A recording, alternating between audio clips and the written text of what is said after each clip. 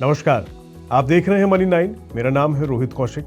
आज हम बात करने वाले हैं डेबिट कार्ड पर। तो क्या आप डेबिट कार्ड का इस्तेमाल करते हैं? आप कहेंगे भाई आज के दौर में तो हर कोई इसका इस्तेमाल करता है और डेबिट कार्ड तो कम से कम सबके पास होता ही है। बात सही है। तो ऐसे सभी लोगों के लिए एक बड़ी ज़रूरी खबर मैं आज लेकर आया हूँ। दरअसल डेबिट कार्ड के नियमों में कुछ बदलाव होने जा रहा है और इन बदलाव से आपको झटका लगने वाला है। तो चलिए डेबिट कार्ड के वो कौन से नियम हैं जो बदलने जा रहे हैं, इसकी पूरी जानकारी मैं आपको आज इस रिपोर्ट में देने वाला हूँ। दरअसल कोटक महिंद्रा बैंक ने अपने डेबिट कार्ड होल्डर्स के लिए एक बड़ा ऐलान कर दिया है। ऐलान ये कि अब इनके डेबिट कार्ड पर मिलने वाले फायदे कम होने वाले हैं। कई लोगों के लिए ये झटके वाली खबर साबित हो सकती है। दरअसल बैंक ने फैसला किया है कि अब वे अपने डेबिट कार्ड से जुड़े कई इंश्योरेंस फायदों को खत्म करने जा रहे हैं।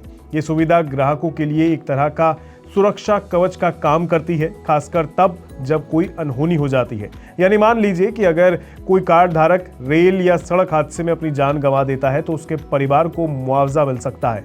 इसके अलावा हवाई हादसे में और कार्ड खो जाने की स्थिति में भी सुरक्षा कवर मिलती है।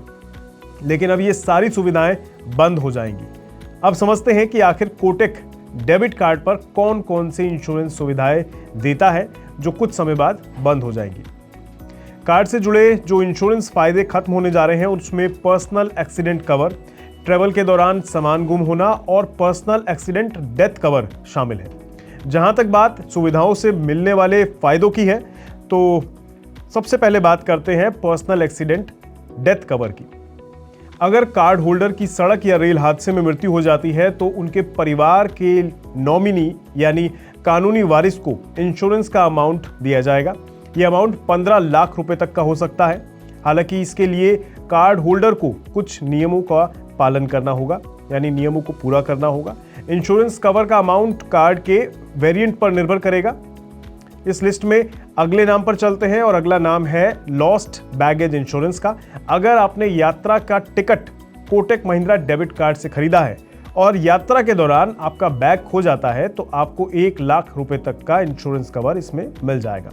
अगली बात कर लेते हैं परचेज प्रोटेक्शन की। मतलब अगर आपकी डेबिट कार्ड से खरीदी गई चीज 60 दिन के भीतर खो जाती है या क्षतिग्रस्त यानी खराब हो जाती है, टूट फूट जाती है, तो बैंक 1.5 लाख रुपए तक का इसमें इंश्योरेंस कवर देता है। मतलब हवाई यात्रा के दौरान हादसे में अगर मृत्यु हो जाने पर 5 लाख रुपए तक कवर करती है इसके अंदर।